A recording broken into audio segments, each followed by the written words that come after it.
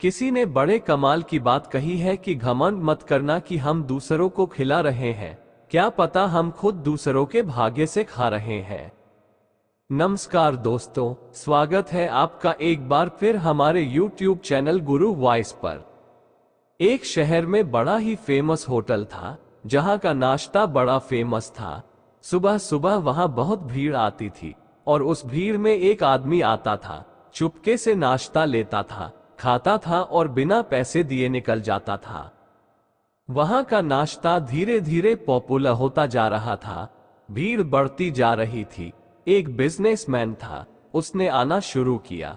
पहले दिन उसे नाश्ता अच्छा लगा तो लगातार आने लगा और उसने ये चीज नोटिस की कि एक आदमी आ रहा है, चुपके से खा रहा है, निकल जाता है, पैसे नहीं दे रहा है।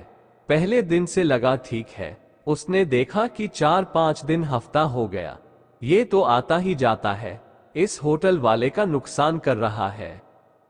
तो उससे रहा नहीं गया। वो गया होटल के मालिक के बारे में वेटर से पूछा, आपका मालिक कहाँ है? बोले वहां बैठे हुए हैं। वह जाकर उनसे बोला, भाई साहब आपसे एक जरूरी बात करनी है।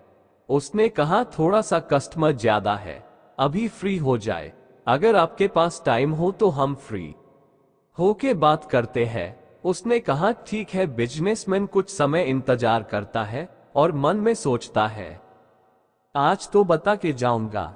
जब भीड़ कम हो गई, लोग कम हो गए, कस्टमर कम हो गए तो गया फिर से मालिक के पास जाकर बोला, भाई साहब बात करनी है, जरूरी बात है, ध्यान से सुनना। वह होटल मालिक से बोला, आपके यहाँ पर एक आदमी आता है, जब भीड़ पड़ती है नाश्ते के लिए तो चुपके से आता है, नाश्ता लेता है, लेकिन पैसा नहीं देता, बिना पैसे दिए नाश्ता करके निकल जाता है।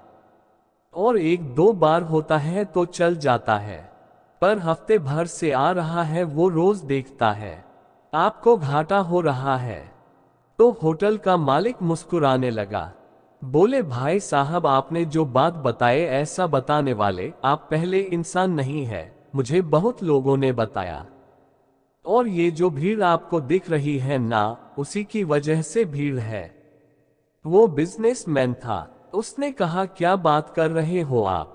जो आदमी आपका घाटा कर रहा है, आपके उसकी वजह से भीड़ आई है। बोले हाँ, पहली बार जब मुझे किसी ने बताया कि यहाँ पर एक आदमी आता है, चुपके से नाश्ता लेता है, खाता है, बिना पैसे दिए चला जाता है, तो मैंने उसको फॉलो किया, उसका पीछा किया। ये पास में जो सिग्नल है वहां पर वो भीख मांगता है। ना मैंने उसकी कभी इंसल्ट की, ना कभी उसे गलत कहा, ना कभी उसे भगाया, ना कभी उसे डांटा, मैंने कुछ बोला ही नहीं। मैंने एक दिन देखा, पता है क्या, वो होटल के बाहर था और हाथ जोड़ के ऊपर वाले की तरफ कुछ कह रहा था। शायद वो कह रहा था कि इस होटल में भीड़ आ जाए तो मैं चुपके से जाऊं, खाऊं, बिना पैसे दिए निकल जाऊं। ये जो भीड़ आती है ना भाई साहब, ये उसी की वजह से आती है, उसकी प्रार्थना की वजह से आती है। उसी भीड़ में वो आता है, नाश्ता करता है और चला जाता है। बिजनेसमैन की आंखें खुल गई, उसे समझ में आया कि दुआओं में बड़ी शक्ति होती है, वरना वो सोच रहा था कि एक कस्टमर आकर के नुकसान कर रहा है, तब भी बड़ा नुकसान हो रहा है। प्रार्थनाओं का कमाल होता है। कई बार हमें लगता है कि हम अपनी वजह से आगे बढ़ रहे हैं, कई बार दूसरों की दुआएं प्रार्थनाएं हमारे लिए कमाल कर रही होती है। इसलिए लाइफ में सबकी वैल्यू करना शुरू कीजिए, सबके लिए प्यार अपने हृदय में लेकर के आए, धन्यवाद करते चलिए आसपास के लोगों का भी और ऊपर वाले का भी। आपको लगता है आप कर रहे हैं, लेकिन सब कुछ वो कर रहा है।